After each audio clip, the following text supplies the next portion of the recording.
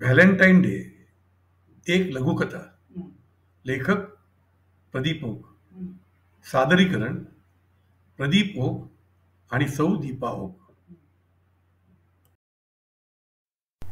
Doctor Sulekha 4 वेळा तरी गॅलरीत जाऊन आली. रस्त्यावर नजर टाकून परत आली. काहीतरी जीव रमवायचा म्हणून रेडिओवर गाणी लावली. सगळी लव सॉंग्स. आज व्हॅलेंटाईन डे, मग दुसरं तरी ते काय वाजवणार? सुलेखा, अगं अस्वस्थ का होतेस? अजून दिवस संपला नाही. काय वेळेला कुरिअरला उशीर होतो. अगं गेली 10 वर्षे अगदी नियमानं कार्ड येते. अहो, पण तो म्हणाला होता की ज्या व्हॅलेंटाईन डेला कार्ड नाही येणार तेव्हा. पण मी म्हणतो वाईटच का विचार करायचा? वय वाढत चालले की असं होतं ग. बाकी छान दिसतेस. अस्वस्थ झालीस की. सोमनाथ, थट्टा नको ना. ठीक असेल ना तो? 10 मिनिटात जन्मभराचं वेळ लावून गेला. सोमनाथ, खरंच सांगते, खूप खूप वाटतं की त्याने परत यावं. त्याला पाहायचं आहे हो परत. वेडा. नुसते कार्ड पाठवतो. बरोबर, एखादा फोटो पाठवायला काय हरकत आहे? सोमनाथ, असे वाटते की कार्डाच्या ऐवजी तो यावा आणि त्याने परत एकदा त्या दिवशीसारखे आई म्हणावे. 10 वर्ष झाली. इतकी वर्ष त्याने कशी खेचली असेल हे एक आश्चर्यच आहे. त्याचं कार्ड आलं की बरं वाटतं. फोन नाही, पत्ता नाही, काही दिलं नाही. त्या दिवशी वाऱ्यासारखा निघून गेला. सोमनाथांना 10 वर्षापूर्वीचा तो दिवस आठवला. सुलेखाला एका पेशंटने व्हॅलेंटाईन डेला कार्ड पाठवलं होतं. त्यावरून ते तिला संभाव्य धोक्याची सूचना देत होते. तरी मी तुला सांगत आलोय की पेशंटशी इतकी जवळीक चांगली नाही. त्यांना आपल्यापासून ठराविक अंतरावरच ठेवायला लागतं, नाहीतर गळ्यात पडतात. हा प्रकार तसाच आहे. अहो, पण टर्मिनल डिसीजचा पेशंट होता. केवळ नशीब म्हणून वाचलाय हो. वाचलाय म्हणजे अजून काही वर्षाचं आयुष्य मिळालंय. आणि मला नाही जमत तुमच्यासारखं फटकून वागायला हो. हे बघ, मी फटकून वागत नाही, पण पेशंटपासून अंतर ठेवून राहतो. हा सारा तुझ्या गोडगोड बोलणे, हसणे याचा परिणाम आहे. हे असं होतं. मग काही लोक तुझ्या अशा वागण्याचा चुकीचा अर्थ काढतात. म्हणजे मी सैल वागते असं तुम्हाला म्हणायचं आहे की काय? आणि माझं वय काय, त्याचं वय काय? तू सैल वागतेस असं माझं मुळीच म्हणणं नाही. हे बघ सुलेखा, आपल्याला मूल नाही, त्यामुळे तुझ्यातील आई पण असं कुठेतरी पाझरतं. माझा तुझ्यावर पूर्ण विश्वास आहे, पण जगावर नाही. एखादी देखणी बाई हसून गोड बोलली की लगेच पाघळतात पुरुष. वेळाकडे पाहत बसत नाही. अगं बाई, स्वानुभव आहे वाटतं. जास्त आगाऊपणा करू नको. सर, हे बघ, आज व्हॅलेंटाईन डे आहे. Don't spoil it. चल लवकर तयार हो. येस डिअर, आत्ता आले. सुरेखा तयार व्हायला आत गेली आणि दारावरची बेल वाजली. डॉक्टर सोमनाथांनी दार उघडलं. समोर एक तिशीमधील देखणा तरुण हातात पुष्पगुच्छ घेऊन उभा होता. नमस्कार, मी मदन बाकरे. मॅडम आहेत? त्याचं नाव ऐकता सोमनाथांच्या कपाळावर आठ्या पडल्या. आज आलेल्या व्हॅलेंटाईन ग्रीटिंगवर हेच नाव होतं. हो आहेत, पण आम्ही आता किती बाहेर निघालो. काय काम होतं? अगदी काही मिनिटांचं काम आहे. हे द्यायचंय त्यांना. हातातील पुष्पगुच्छ दाखवीत मदन म्हणाला. या, मी देतो त्यांना. हा, नाही नाही नाही नाही, असं कसं चालेल? मी माझ्या हातानं त्यांना देणार आहे. हा, तुम्ही डॉक्टर सोमनाथ ना? म्हणजे त्यांचे मिस्टर हो का? हो. Lucky guy, lucky guy. Somnath आता मात्र अस्वस्थ झाले होते. एक तरुण मुलगा आपल्या बायकोला व्हॅलेंटाईन डेच्या दिवशी आपल्या समोर बुके द्यायला आलाय आणि मला लकी म्हणत सरळ जेलसी दाखवते. त्याला वाटले हे जरा अति होते. Doctor Somnath, are you jealous? काका, मी का जेलस हो? इतक्यात सुरेखा तयार होऊन पदर सावरत बाहेर आल्या. अहो अहो, ही साडी कशी आहे? छान आहे. मदन म्हणाला तेव्हा सुलेखाचं लक्ष मदनकडे गेले. तू इथे? त्याच्याकडे दचकून पाहत ती म्हणाली. हो, कार्ड मिळालेच असेल. हे द्यायला आलं. पुष्पगुच्छ पुढे करीत तो म्हणाला. Happy Valentine day madam. पुष्पगुच्छ घ्यावा की न घ्यावा या विचारात असताना सोमनाथाने त्यांना घे अशी मानेनेच खूण केली. तिने थरथरत्या हाताने तो घेतला. थँक्स. आत या पण नाही म्हणणार? म्हणजे मी जास्त वेळ घेणार नाहीये तुमचा. त्याच्या डोळ्यातील आर्तता पाहून सुलेखानं त्याला आत घेतलं. बैस, मी पाणी आणते. असे म्हणून सुलेखा पाणी आणायला गेली. बसा ना, अहो तुम्ही पण बसा ना. अगदी आपलंच घर आहे असल्याच्या थाटात मदन सोमनाथांना म्हणाला. सोमनाथांचा पारा आता चढू लागला होता. हे पहा मिस्टर बाकरे, डॉक्टर, मी आपली हद्द ओलांडत आहे असं म्हणायचं आहे ना तुम्हाला? अगदी बरोबर, पण फक्त 5च मिनिटं मी बोलतो, ते ऐका. ते झाले की मी लगेच निघून जाणार आहे. तेवढ्यात सुलेखा पाणी घेऊन आली, त्याच्या बाजूला ठेवले. डॉक्टर, मी मॅडमना व्हॅलेंटाईन डे कार्ड पाठवलं, त्याचं तुम्हाला आश्चर्य वाटलं असेल नाही? राग देखील आला असेल. मी कुठेतरी छंदीबंदी माणूस आहे असं वाटलं असेल तुम्हाला नाही? अगदी नैसर्गिक आहे ते. पण मी असं का केलं हे कळलं की कदाचित तुमचं मत बदलतील. मॅडम मी ऍडमिट झालो ना तेव्हा मला काय झालं ते नीट माहीत होते. मी अजून काही दिवसाचं सोबती आहे हे पण समजले होते. मनातून अतिशय निराश झालो होतो. का असं अर्धवट जावं लागणार? अपराध काय आपला? आयुष्यात इतर गोष्टींसारखं जगणं देखील अर्धवट मिळणार काय?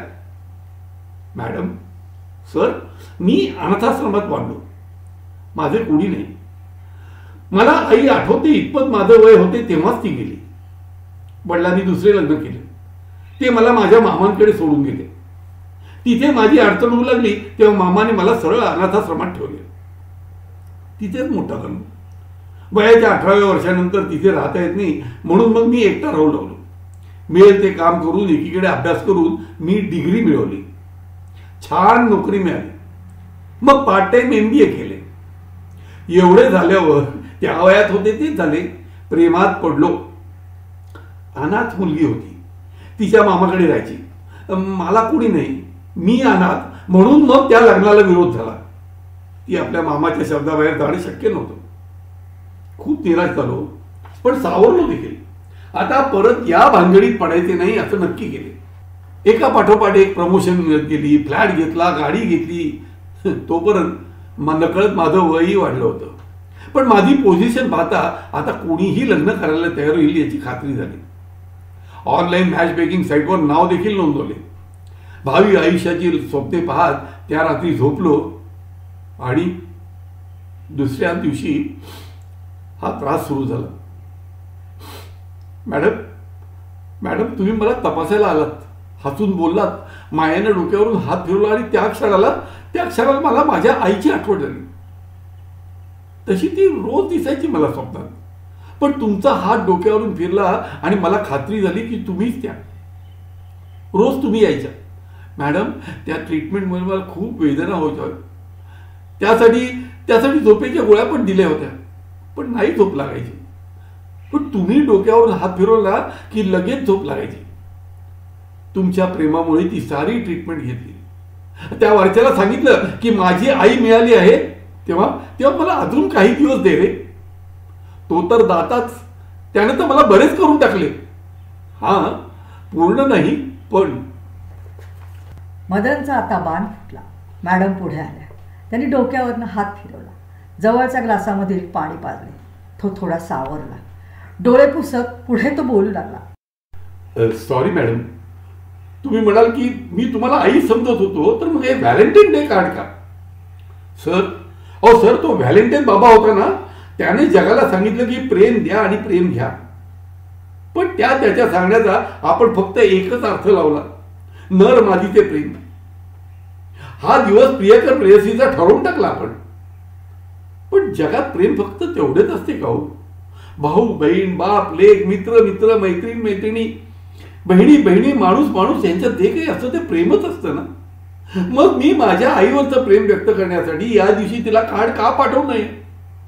सर, खरं सांगतो, माझ्या मनात त्या पलीकडची काहीही भावना नाही. मॅडम, तुम्ही माझ्या आई आहात. मॅडम, मी आता प्रवासाला निघणार आहे.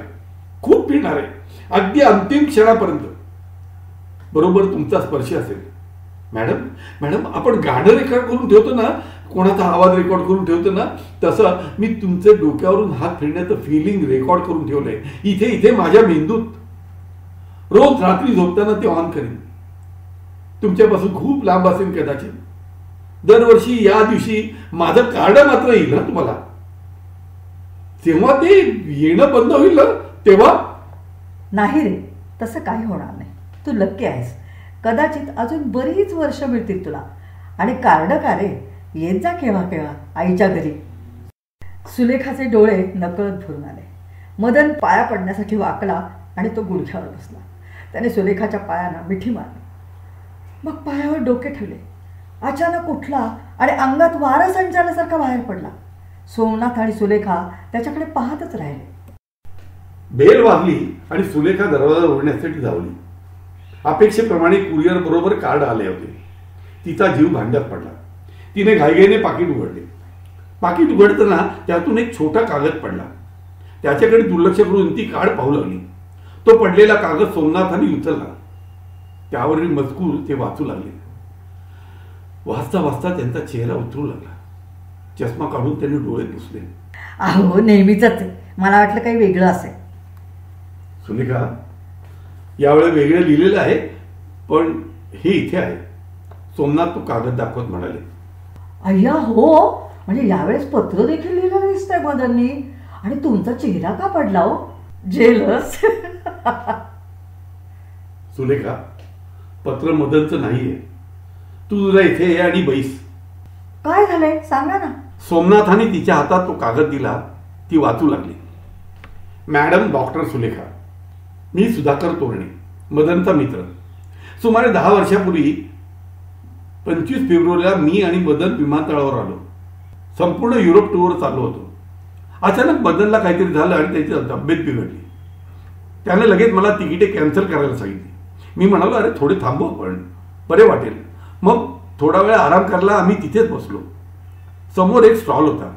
व्हॅलेंटाईन डे नुकताच संपला होता, पण बाहेर काही ग्रीटिंग कार्ड ठेवलेली दिसत होती.